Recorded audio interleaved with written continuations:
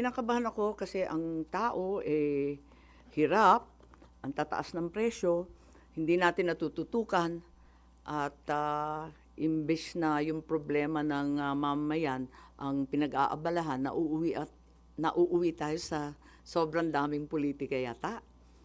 Ba't ba tayo nagkaganito? Sa dinami-dami ng issues, ng gasolina, dami-daming problema, bakit tayo napunta sa toxic politics ulit?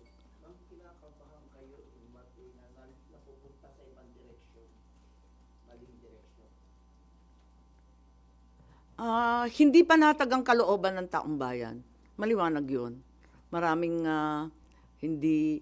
Kalalabas lang ng World Happiness Index, di ba? Andun eh. Andun sa World Happiness Index, di ba?